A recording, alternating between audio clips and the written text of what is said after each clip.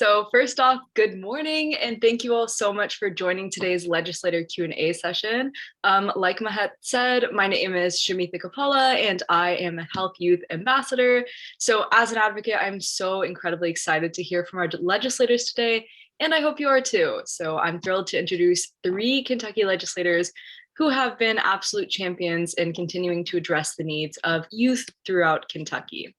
So first off, I'm honored to introduce Senator Max Wise, who represents the 16th District, which is part of Cumberland, McCreary, Russell, Taylor, and Wayne counties. Senator Wise is the chairman of the Senate Education Committee, so that's awesome. In addition, I'm honored to introduce Representative Kim Banta, who represents the 63rd District, which is part of Boone and Kenton counties. Representative Banta is a member of the House Education Committee, Judiciary Committee, and Child Welfare Oversight and Advisory Committee. And last, but of course not least, I'm honored to introduce Representative Killian Timoney, who represents District 45, which is a part of Fayette County. Representative Timoney is a member of the House Education Committee and the Commission on Race and Opportunity to Access. So thank you all so much again for being here. And with that, I will turn it over to Mehek to get us started. Thank you, Shamitha, and hello, everyone. As Shamitha said, I am Mehek Kalra. I'm our Chief Policy and Advocacy Officer at Kentucky Youth Advocates. I know we're still waiting for the representatives to join. It's, as Senator Wise knows very well, it's a crazy time during the legislative session, and meetings and committee meetings and such are taking place.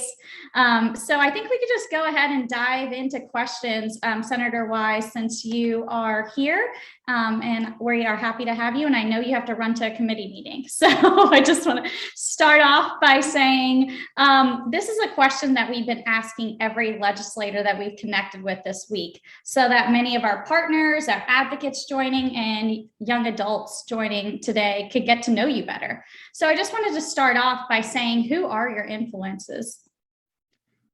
Hawk, thank you so much, and I want to thank all the sponsors I see on the screen that are helping today with children's advocacy for the week and for all the work that Kentucky Youth Advocates, as well as all the other members that are on this. Thank you for the work you do on behalf of the Commonwealth. I also want to thank Shamitha for the kind introduction. So, in terms of influences for me, you know, I go back to first and foremost my loving family. I was raised, my mother and father always had a great role to play in my life, my upbringing. My mother was a college basketball coach. My father worked for Fruit of the Loom for a factory, and so you know, I was raised in a very loving home, and so I've always got to give everything that I have in my life to my parents for what they did for me. Also, educational influences. You know, I've always said that 4th grade for me was a magical time, and my 4th grade teacher was Miss Marilyn Altman. She made history, she made government kind of come to life in the classroom. And I think I probably am where I am today of wanting to get into policy and get into public service by my 4th grade teacher. So we know that teachers inspire, teachers can make a difference. And I have to give a lot of credit to where I am today to my 4th grade teacher. I still see Miss Altman in my hometown of Campbellsville quite often at a coffee shop or at a basketball game. And, you know, she knows how much that I appreciate her, and it's likewise. So I would have to say that one as well. Well, thank you for that. That's awesome that you remember your 4th grade teacher, and that was the year that was so instrumental for you. We also have Representative Timoney that just hopped on. So welcome and thank you for joining. I appreciate you taking time to join us. We were just asking the first question, so you came at the perfect time, which was many of our folks here today. This might be the first time they are interacting with you. So we just wanted to know, who are your influences?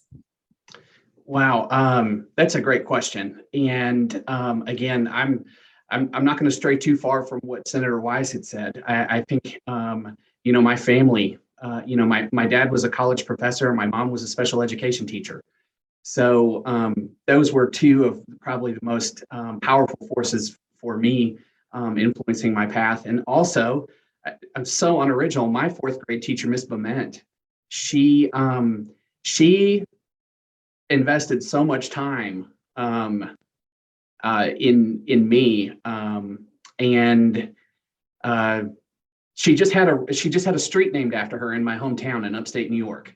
So she obviously had an influence over a lot of people. She was the town historian, and she really pushed me into, and to get very specific, into studying primary documents. We actually wrote a book in that 4th grade class that was published, and we did some primary sources. We used primary sources. There's a rock salt mine in my hometown, so I got to do some interviews with some of the old miners that were there, and that really piqued my interest in learning as much as I could and diving into content. And I became a social studies teacher because of it. So again, highly unoriginal. I just followed Senator Wise, but I've learned in my short time in Frankfurt, if I follow Senator Wise, I'm heading in a good direction. So.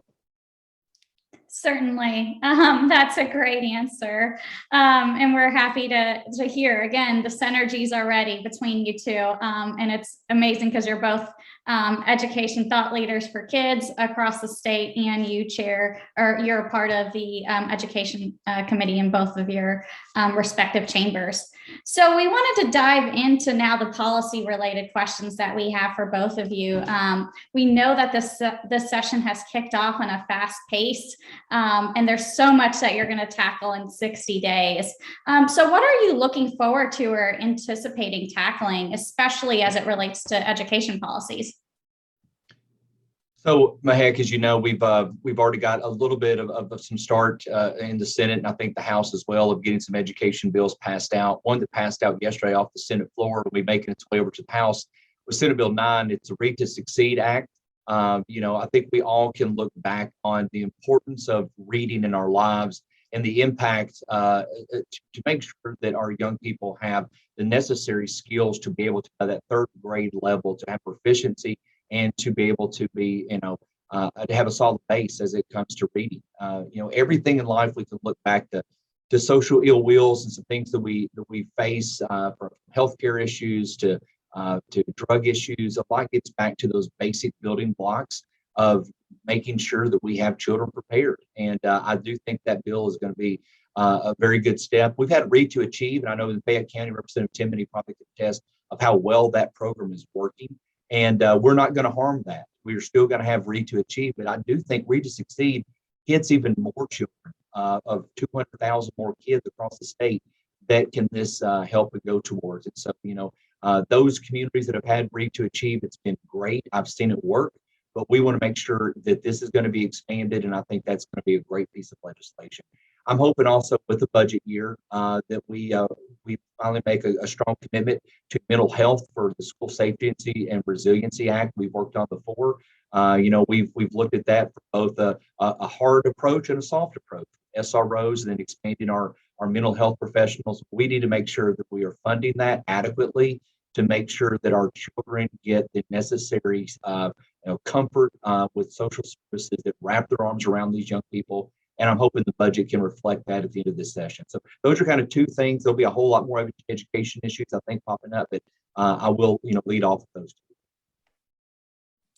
We are excited to hear about Senate Bill 9. I know that was something that we're certainly, we're just really grateful for, that Senator West is championing, and we look forward to seeing that move to the House. And certainly for folks that are joining, that is on our Blueprint Bill Tracker, so follow along in that process as well.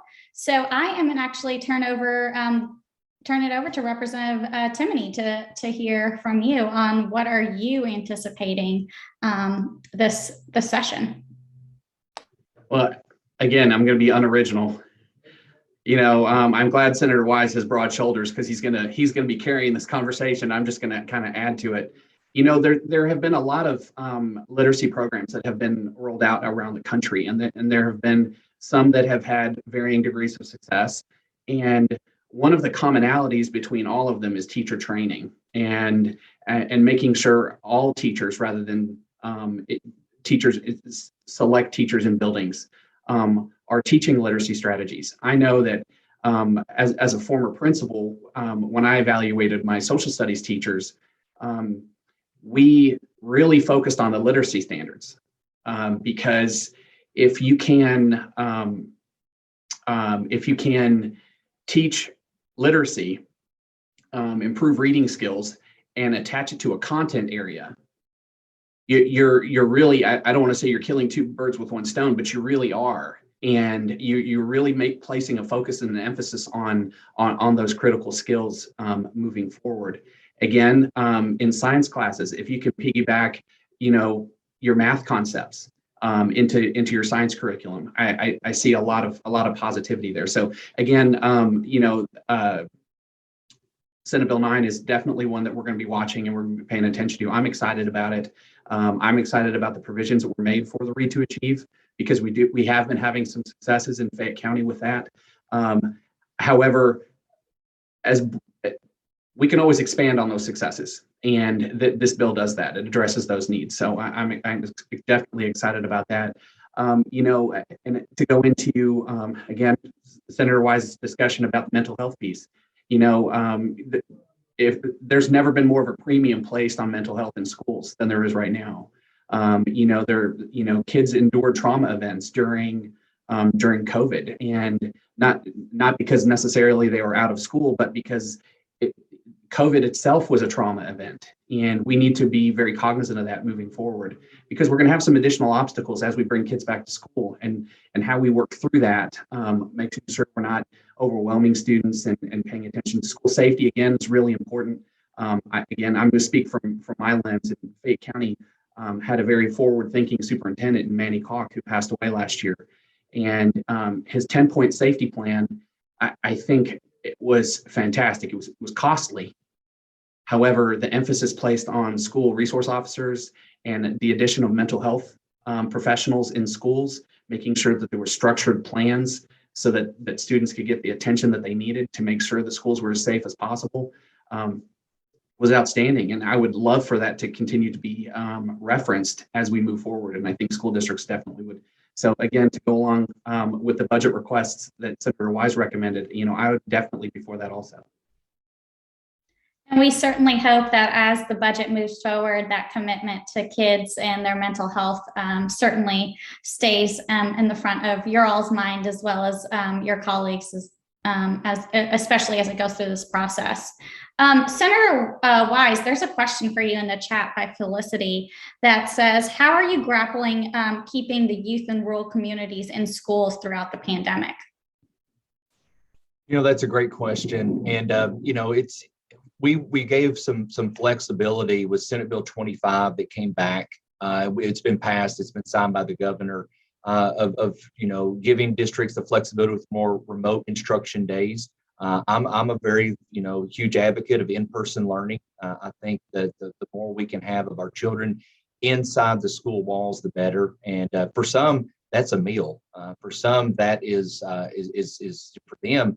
It's comfort of having, the teachers with them. So I've been a very strong proponent as we go through this and we adjust. And, in rural areas, I think we've tried to find the right balance to be able to accommodate to do that. And so I think Senate Bill 25, I know for superintendents and for the K groups we refer to as the education circles, were very supportive of everything that provided them more staffing issues. Some things to provide them flexibility to get through this. It's been tough, and we still relate, to COVID. We're going through right now. School systems are still grappling with this.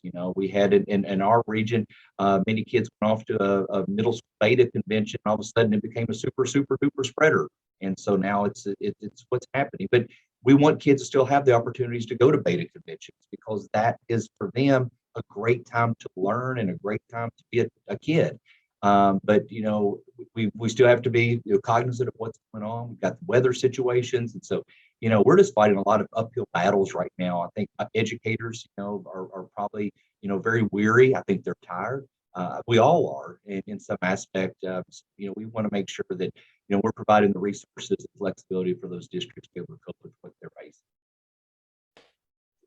Representative Timoney, I don't know if you wanted to add on, especially since you're in the district and in the school system. No, definitely. And I think that if we look back to last session, for the money that we invested in increased broadband, I can't stress. I get so excited talking about the money that we put to to bring broadband to underserved areas. Because I'll say it, and the way that I view it is the equivalent is just like the TVA bringing in electricity. That's what we're doing. We're bringing hope. We're bringing the next step to the future. And that tool helps businesses, but you can't tell me it doesn't help kids. And with the addition, some of the provisions we put in place for telehealth and all those additional services now, that your remoteness is not, that's one obstacle that we're working through, and high quality instruction being provided to those communities is definitely something that we're going to have the ability to do now because of those investments. So, I care very much about the Commonwealth, and I've worked, when I was in college, I worked in the College of Agriculture, and the UK College of Ag has farms all across the state. And the two that I traveled to most were in Quicksand, down in Breathitt County, and in Princeton, out in Western Kentucky. Those were the two that I spent the most time with. So obviously vastly different geographic areas, and their needs are going to be specific, a little bit more specific for each one. However, increased broadband is going to impact all of them. And so I get excited about that. I get excited about the potential there and the possibility. And I'm not one of these people who will, get excited about an idea and then leave it alone. I like to expand on things, and the potential there is tremendous. I did get a text message from Representative Banta, and she's trying to get in to the Zoom, and she said she was, I don't know if she's waiting or she's trying to get in. We could go ahead. Thank you for sharing that message. We could certainly go ahead and reach out to her office and shoot her a message with the link again. Certainly I don't see her in the waiting room, so I'll just make sure she's connected. But we're really excited to hear about your passion for just having that high speed and reliable internet access, because that's certainly something that we've seen kids certainly need in this NTI world for not only NTI, but also for healthcare access as well. And I know that there's potentially another bill around funding for high-speed internet that is on our radar as well. So we're excited to see that investment. Well, and I know we use it in the context within providing services in rural areas, but I can tell you that one of the obstacles that students that I was a principal for at Winburn Middle School in Lexington, when we were talking about renovating or reimagining the school for the next plan, one of the points that I brought up is that I would travel up to the school on weekends and I would see students sitting outside using the Wi-Fi. So we're not just talking about a rural issue. I mean, it's an access issue in different areas and different zip codes. So I think it's going to be an investment that is going to impact the whole Commonwealth. And again, it's like electricity and running water. I mean, it's that important to how we do business now, and all the different things. Like I said, I mentioned telehealth, providing mental health services for students that, I know that there's a health services desert out there for a lot of people in Kentucky, and with those lifelines, I think are going to be really important to improving people's quality of lives and instilling hope in the future. Any investment that we make in kids, is always paid back, and anything that we can do for that is always such a huge motivator for me and a lot of members of the House and the Senate. Certainly. And I see a question in the chat as well around early education. And I just want to summarize it in asking you, as a school administrator, how have you partnered with childcare or any early childhood providers to get kids kindergarten ready? That's an excellent question. And I think that any investment that we make in pre-K is, I saw recently, every dollar that's invested, there's a return of like $3 or $4. It's one of the more profitable return on investments. So I'm a big advocate for pre-K. I'm a big advocate for not necessarily universal pre-K, but definitely having pre-K services for communities and areas that need it most. And Kindergarten readiness is one of those indicators. Now, one thing that I do, I float between boots on the ground and being 6 inches from problems and then going up 10,000 feet. And you look at areas around the world that have outstanding education practices. And in some of those countries, kids don't hit school until they're 7. And you're like, wait, wow. Like, my eldest is 13. He's in middle school now, but we sent him to school when he was 4. But I also know those countries have different variables that would make that not necessarily as important as it is here in the United States. And I think that, here in the US, we work a lot of hours. Our families work a lot, and that takes time away. And our best educators are our parents and our guardians. And I think that that's really, really important to understand whenever we compare our scores around the world. It's an apples to oranges comparison. We need to make sure we're identifying things that work for us and with the specific obstacles that we have. And in Kentucky, I think pre-K is definitely one of those. Kindergarten readiness is one of those big flags that a lot of groups carry and say, well, this is why all kids develop at different ages. However, we all send them at 5. So I think that it's there are case by case, community by community studies that we need to examine about a best path with that. I know that there's a lot of talk about universal pre-K and pre-K and just in general. I'm an advocate for it. And like I said, any dollar that we can invest in it, I am an advocate for that and making sure our budget reflects that. So that's what I'm doing. I know I was an elementary assistant principal, so I know how critical those primary years are. I know that, I loved that job so much because the passion for learning is it's unbelievable. The kids in those primary grades are just sponges, and we have to take opportunities. We have to take advantage of that to springboard into successful middle school, where kids are really focusing on their social emotional development.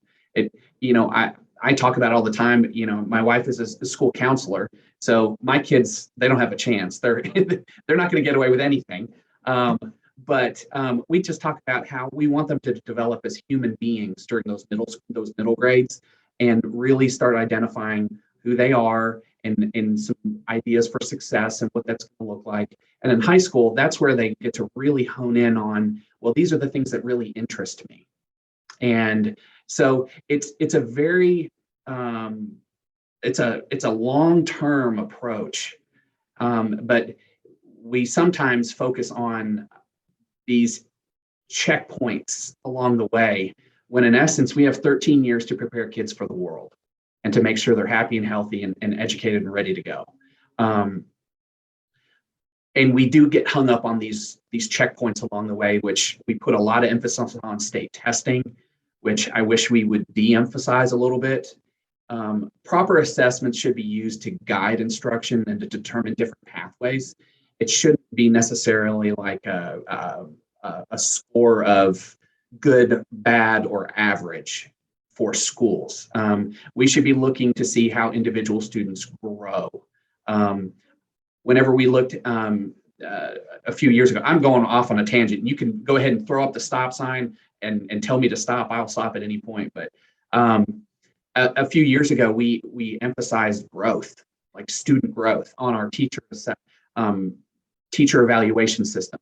How is this teacher's students growing? Where did they start at the beginning of the year and where they are at the end of the year? That's so important.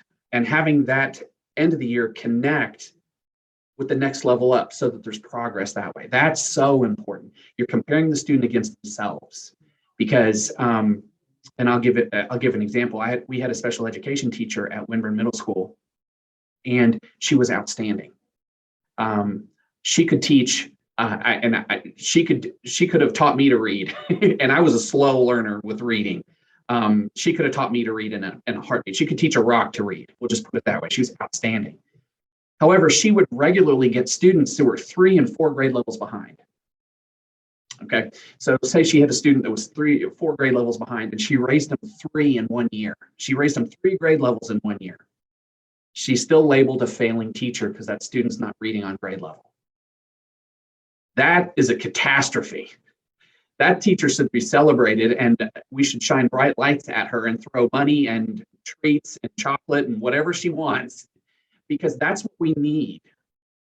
We don't need labels saying that she's a failing teacher because her student didn't read on grade level by the end of the year. What she did was miraculous. And that's where, when we start slapping scores, we want to quantitate everything. And it's really, again, teaching is an art form. It's not something that can be just measured in a quantity piece. Now, I understand we have to have those measurements because we have to make sure our kids are college ready. And we have to make sure that when they get ready for the ACT, that they're ready for the ACT or the SAT or whatever, or the ASVAB or the whatever they're going to take. But I think that this passion on labeling, attaching scores is problematic, and I think we waste a lot of time doing it. I think that there's a better way. Now, if you're just, well, what is that way? I don't know. I'm open to suggestion. Let's talk about it. Let's work on that. But my 25 years that I've worked in public education, I feel strongly about that, and I don't pull back. If you were to ask me that, I'd give you the same answer again tomorrow in front of whatever audience you wanted to give it to. I will give it in front of. So sorry, I'm not sure where we got with that, but I felt it was important. And if it wasn't, I apologize for wasting your all's time. No, it was. I think what you just made a case for is the earlier we invest on our kids, the better the return. If I'm hearing it correctly. And I think another piece to that puzzle, not only is pre-K, is looking at access to childcare, because we know that's an essential function of the economy. And so as we move forward, I think, we as Kentucky could certainly support the needs of our babies and early learners and our parents by, having access to that childcare piece as well, alongside of pre-K, and ensuring that we're having those kids at that level of where we want them to be or expect them to be when at third grade. So I know that Representative Banta has joined as well. I think I saw her name pop up. And I'm so sorry that you've had trouble getting on Zoom. I know we're connecting twice today, so that could have been part of the technical difficulties. So thank you again for joining. Representative Banta, I'm going to ask you a couple of questions. Representative Timoney, if you could hang on and you get a little break, I'll go ahead and ask Representative Banta the questions I asked you earlier. I always like to see Representative Banta on the hot seat, so I'm gonna sit back and enjoy this. Okay, sounds good. Well, Representative Banta, like I said, thank you for joining. We're excited to have you. For several folks that are on this call, this might be their first time getting to hear from you and getting to learn from you. And so I just wanted to kick off by asking, who are your influences? In terms of the education, or just in general, in life, and okay. Yeah. Well, I am one of those people that believe that you can learn something from everyone, even the person that's jumping up and down, screaming and pulling their hair out. You can learn something. So that's very open to me, and it's every day's a new day. So I think that you can learn from everyone. So historically, I'm a big Kissinger fan. I have many bosses that I've had, superintendents I've worked for, that have done so much for kids and education that I feel very, very proud to have known them and work with them too. Sounds great. Well, the next question that I asked is, we know that there's a lot on your all's plate this session, especially with a 60-day session. What are you looking forward to tackling or anticipating tackling this, especially as it relates to education policies? Full day kindergarten. I really want that to remain. I would love to tackle some of Tipton's reading bills, pre-K, and then higher up, I would like to see some things happen with some colleges. So. Well, we are very excited of all of those items that you just mentioned. We were actually talking about several of those earlier. So we're excited to see that. Well, I think we could just kind of dive into our next question. And this is really for both of you all. Each year, we know that you have many individuals that reach out to you with policies that they're interested in, or they have specific asks or needs. And many advocates joining us today. It would be helpful to know what works and doesn't work when they want to share information with you. So I don't know who would like to kick it off, but I just wanted to go ahead and say this is a question for both. Okay, I'll go. I think that it's important to not use those generated emails that say the exact same thing. It's a lot more powerful, even if it's just 1 or 2 lines, and definitely reaching out to the correct representative that you have is also very powerful. And it can be email, phone call, letter. It doesn't matter. Email is great because I respond. So I couldn't agree more. I can check my email. I have. I obviously have 3 children that when I leave Frankfurt, I get to go home and spend time with them before bed. But then when they go to bed, it gives me an opportunity to respond. Personal emails are fantastic. I mean, they hook me every time. I scan my emails for those, and that's hands down the best way. Avoid the form. I know there's a lot of different organizations that found that automated way to get their message out, but it's almost we're inundated with them, and it's to wade through and get to the heart of issues are those personal emails. So that's why I look for them, and I'm not going to speak for Representative Banta, but I think she's probably the same way. agree. And I could certainly say, just because both of you are so responsive to me via email and other KYAers and just in general, that you both do read those emails as personal testimony, and you do respond very quickly. So I appreciate that you do. We know that you have a lot on your plate, and you guys also have other things that you're doing during the day, like families to take care of and be with. So we certainly appreciate that. I am actually going to turn it over to Shamita to ask this last question that she has. Thank you so much. So my last question that I want to end off with is, what positive changes will we see for kids and their families at the end of this legislative session? I think personally, the budget is a complete win for education. 100%. And I mean, my goodness, the in terms of everything from retirees all the way to kids in kindergarten, I just think you're going to see a lot of families. Now your kindergartner goes to school full day and you aren't paying for it.